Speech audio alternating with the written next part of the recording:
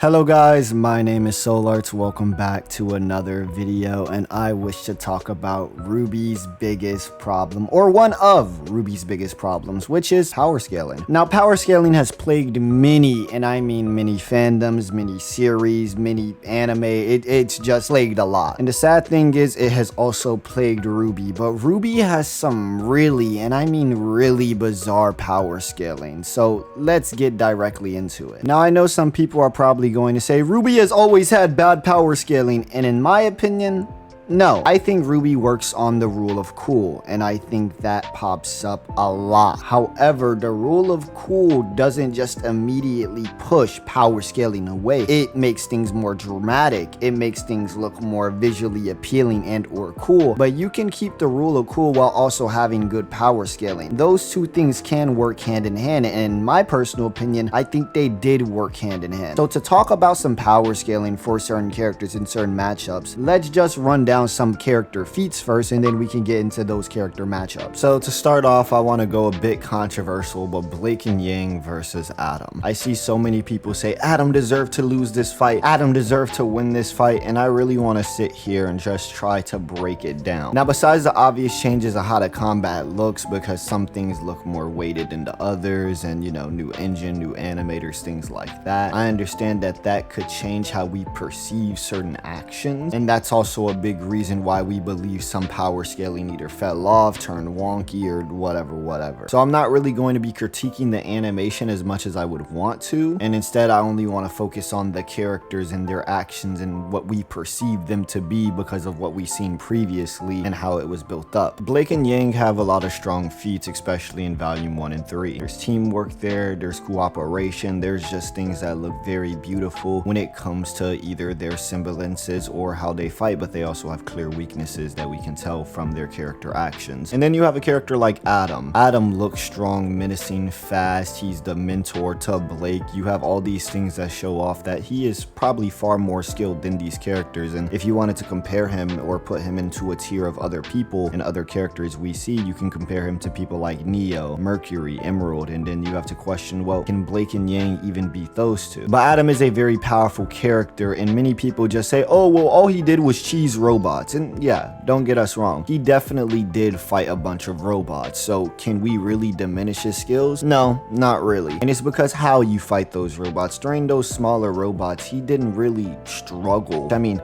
Blake was there to assist, but he wasn't struggling. If anything, it looked like he did it with ease. The only difficulties he had, which is when he needed to charge up his final move, but besides that, he handled this with ease. So can you really say that Adam, of all characters, is very weak when he looks powerful, when he commands the White Fang, when he's built up to seem very antagonistic? I know a lot of people like to sit here and say, oh, well, Adam was clearly not in the right mind state with everything that happened, but you also have to think about it like this. Blake and Yang aren't in the right mind state either. Blake and Yang have to fight Adam, somebody who gives them PTSD, trauma, a lot to deal with, a lot of baggage, and you're telling me that they aren't struggling as well? So if both people are struggling with PTSD and or trauma, both have terrible mind state, the only thing it comes down to at that point is experience and skill. When Adam has the experience, he's been in a White Fang since he was a kid, same with Blake, so maybe their experience is tied, but when it comes to skill, we clearly see that Adam has far more skill than Blake, and that's because he's her mentor. And if Adam is able to demolish Blake, and if he was able to fight Yang and do a lot of damage to Yang, or even chop her arm off and have that mental edge over her, it's really hard, especially when his main character trait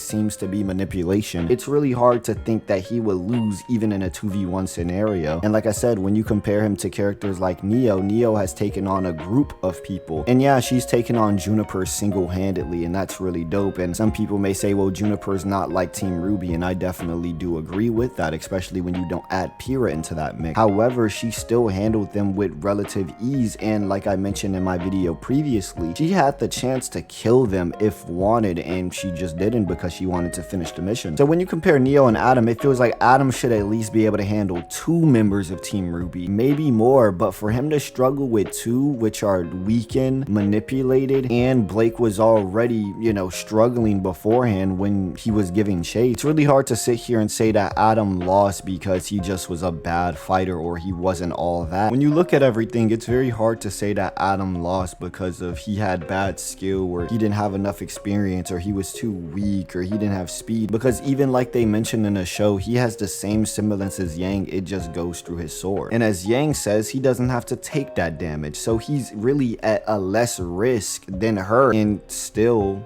he loses. I understand his desperation. I understand that both of them were struggling, but you showed his struggle way more than they showed their struggle. And in my opinion, when you look at the writing of everything, I think Blake and Yang should at least struggle a lot more than Adam does, especially when you think about the mindsets and things of that nature. Next up, I wish to talk about Blake versus this Bug Grimm. I don't even know the name, I'm not going to lie to you. But Blake is supposed to be fast, use her range, so why the hell is she running in with a pistol when she has better options? Now, besides this, Blake does a lot of good things here. She uses her clones effectively, or attempts to. She tries to be somewhat agile by using the background and, you know, the area to her advantage. But my issue comes in, and I know I kind of said I wouldn't focus on the animation, but I kind of do at this point. Why is she so slow? Why does she not fight with the same finesse she does have? And I know some people are going to say different animators, and of course, but when you have people who can animate stuff like this,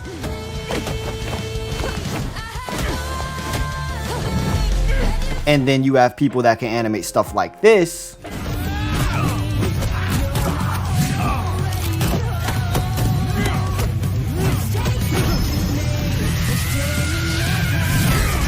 and then Blake is not given that same care and effort, it looks really, and I mean really bad. Everything feels weighted, everything feels slow, and even those faster moments just feel a bit bland. Furthermore, you have 3 people of Team RWBY here, and I understand that RWBY is trying to use her silver eyes, but she has other ways and things to fight. She can at least do something. And if you really want to, we could say this Grimm isn't the same as the Nevermore we seen beforehand, because at least we needed 4 people, technically 8. So to require far less people, you can either call it skill or power scaling or things of that nature, but the team moves shown and things of that nature just feel very lackluster. It doesn't come off good, it doesn't come off crisp, and in my opinion, it just shows a lack of originality. These characters should be able to take down this Grimm with relative effort, especially because how slow the Grimm looks in comparison. So for Blake to be extremely fast and not be able to handle this seems a bit weird, and for her to have the assistance of someone like Weiss, who is giving her access to this dust, and we've seen her be able to take very strong people out, it's weird to say that she can't take out a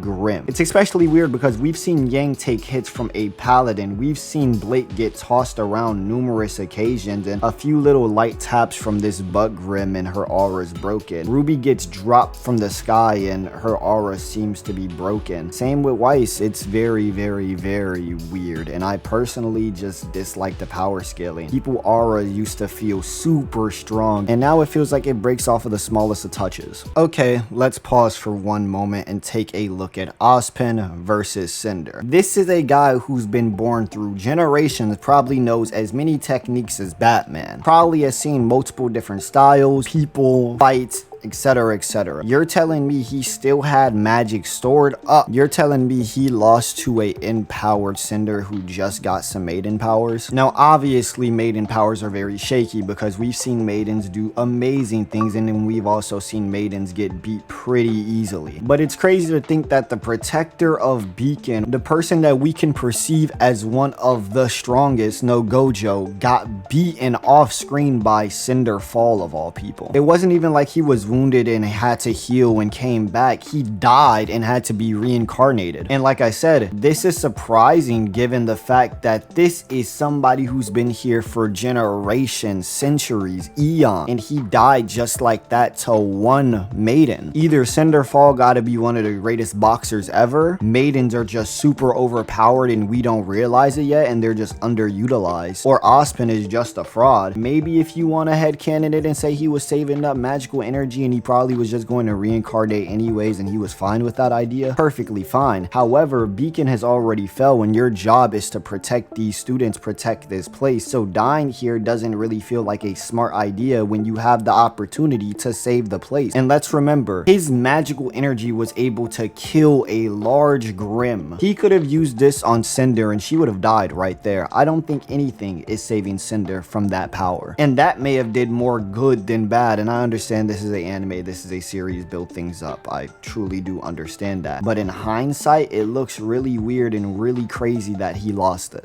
Okay, so these next two, I just want to go off of my own personal thing, and I don't want to really rant about it, but I do want to mention it barely. But a lot of fans usually just underscale Roman, and it really does annoy me because this is the same guy that has taught Neo exactly how to fight, and they don't fight in the same way, but Roman is extremely defensive like Neo is. And I know somebody may say, well, Neo didn't lose to Blake, and Roman lost to Blake, and Roman ran away from this, and Roman did this, and Neo didn't do this, and I understand that. Roman's worst thing is overconfidence. He didn't expect Blake to have dust, and when she did have dust, he lost pretty easily. That's understandable, and that is a reasonable loss. However, we also seen Roman fight Blake and Sun one-on-one back-to-back, and he was winning against those two. If you even wish to include RWBY, he probably could have won that too. The only thing that made him pull away from that fight was Penny, and that's because she had a gigantic laser that was able to destroy multiple ships. I would run too. But so many fans undermine Roman, and when people make power scaling tier lists, they usually rate Roman at like a C tier or D or just super low. And it's very disrespectful to him as a character because he's the mentor to Neo. He has taught Neo exactly what to do. And I'm fine with Neo being rated higher than him because of her semblance. But if Neo is a S tier or A tier, then Roman deserves to definitely be at least one tier lower than her. So if Roman's not a B or an A tier in my personal opinion, it looks really weird because he may have not been shown to do the same things that Neo has done, but I believe he can do the things Neo has done. I just think he would do it in his own different way. Neo can go about it how she goes about it, but Roman would be more about planning it, articulating it. Obviously, Roman has a lot of losses and that sucks, and when he does loses, he runs away. But I don't think Roman is not necessarily a bad fighter. I think he's a really good fighter. I think he just plans his escapes. He's not here to really win the fight. He's more here to finish the mission. However, maybe I'm just coping, but I don't like how Roman gets done by a lot of people, and it's very disappointing. Lastly, Neo versus Maria. Now, I love Neo, of course, and I'm not going to say she should win this fight. Maria has a fucking Sharingan of a semblance. Neo is not winning that fight. That is a complete counter mismatch. You do not want that, and that is perfectly fine for Neo to lose this match. I am just mad at how she lost this match and how it was portrayed. She practically got like 2-3 tapped, and it was looking embarrassing. It was looking terrible for Neo. Like, this did like irreparable damage to the Neo community, and you know, as her man, I just can't allow that. I can't allow that. But in all seriousness,